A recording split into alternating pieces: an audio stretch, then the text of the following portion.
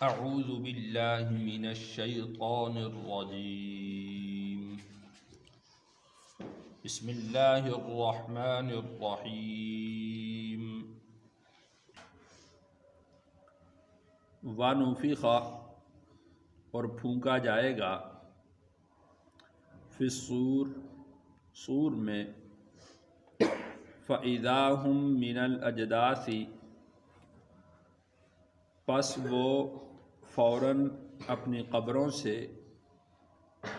اِلیٰ رَبِّهِمْ اپنے رب کی طرف ینسلون دوڑیں گے۔ یہاں پر نفخہ کی بات ہو رہی ہے۔ اس سے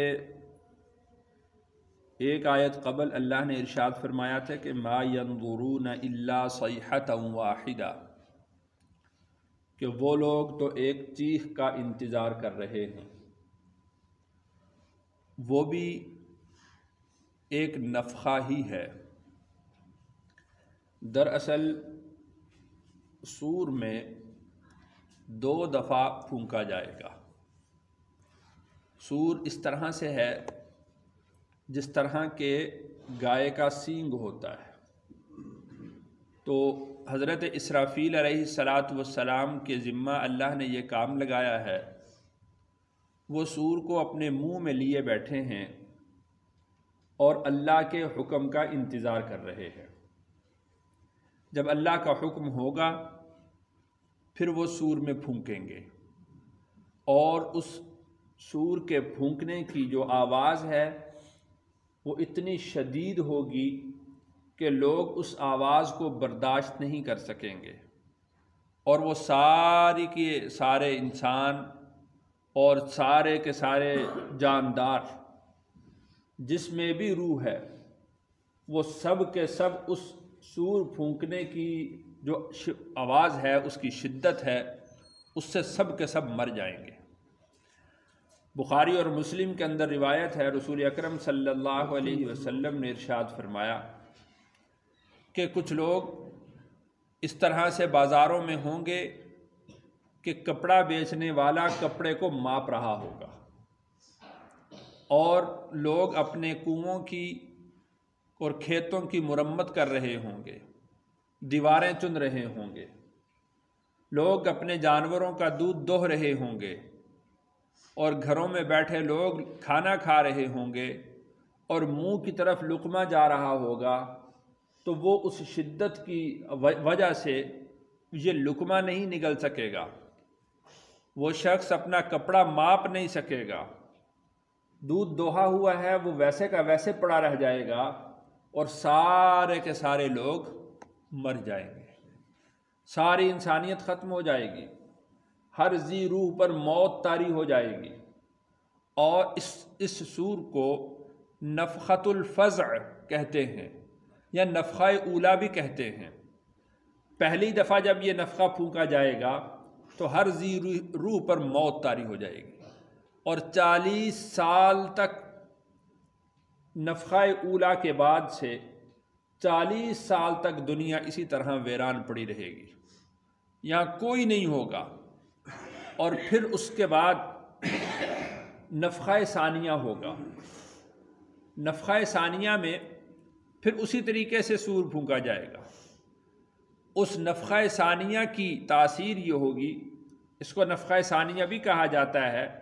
اور نفخۃ البعث بھی کہا جاتا ہے۔ دوبارہ صور پھونکا جائے گا، اور اس کی تاثیر یہ ہوگی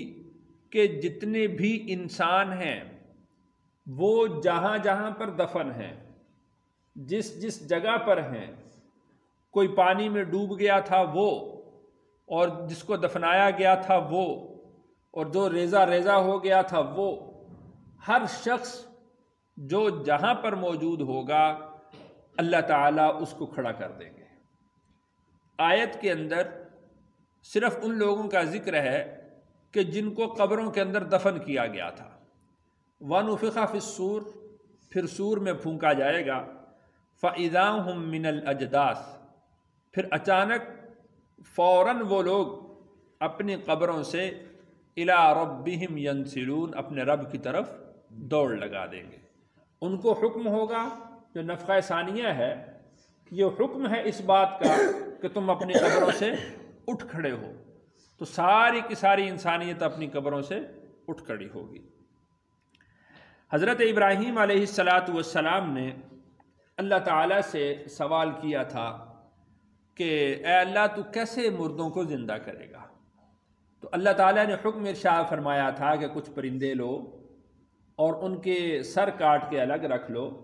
اور ان کے جو دھڑ ہیں ان کو ریزہ ریزہ کر دو، کاٹ دو، ملا دو،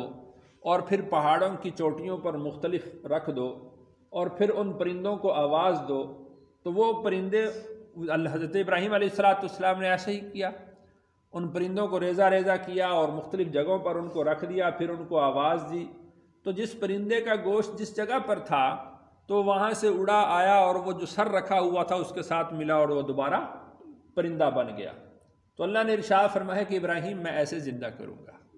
اللہ کے لیے کچھ مشکل نہیں۔ تو اللہ تعالیٰ اس طرح سارے کے سارے انسانوں کو جمع کر دے، تو لہٰذا اللہ کے لیے یہ مشکل نہیں ہے کہ اگر کسی کو جلا دیا گیا ہے تو وہ دوبارہ کیسے زندہ کیا جائے گا، بلکہ بخاری شریف کے اندر ایک روایت، ایک واقعہ آتا ہے،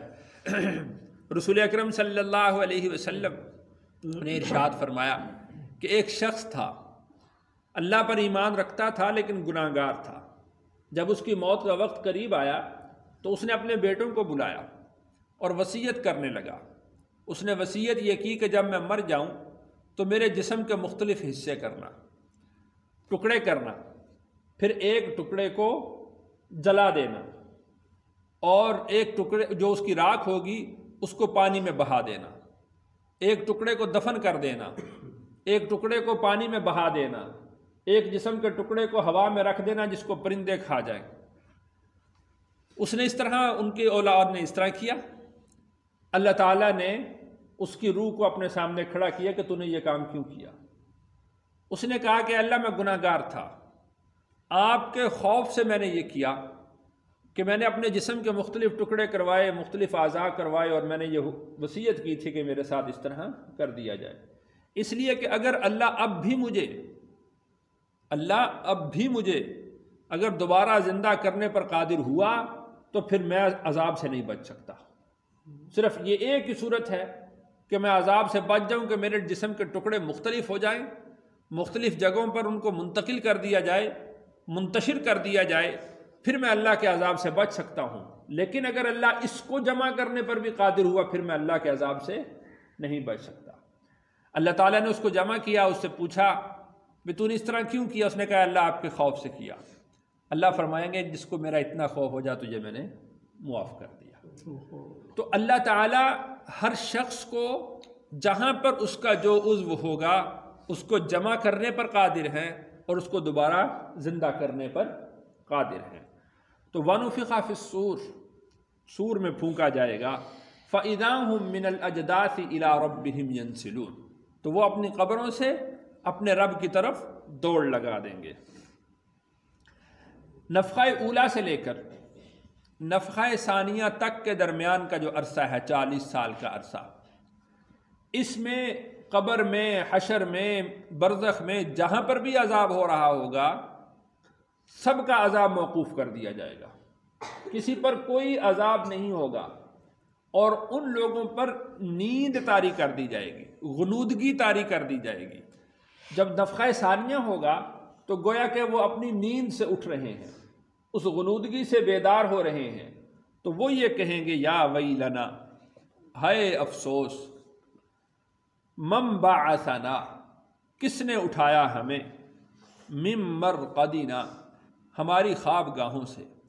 مرقد کہتے ہیں خواب گاہ، جہاں پر آدمی آرام کرتا ہے، سوتا ہے، اس کو مرقد کہا جاتا ہے۔ تو جیسے میں نے عرض کیا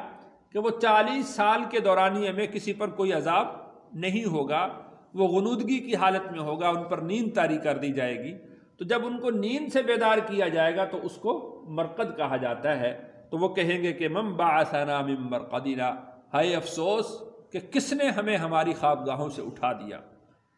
ھذا، یہ ما وعد الرحمن، جو وعدہ کیا تھا رحمان نے، وصدق المرسلون، اور سچ کہا رسولوں نے۔ یہ کون کہیں گے؟ اس میں مختلف اقوال ہیں کہ وہ جو منکر تھے وہ خود کہیں گے کہ یہی تو وہ وعدہ ہے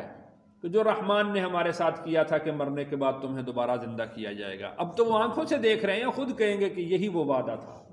اور رسول جو ہمیں کہا کرتے تھے کہ مرنے کے بعد دوبارہ جی اٹھنا ہے، اللہ کے سامنے حاضر ہونا ہے،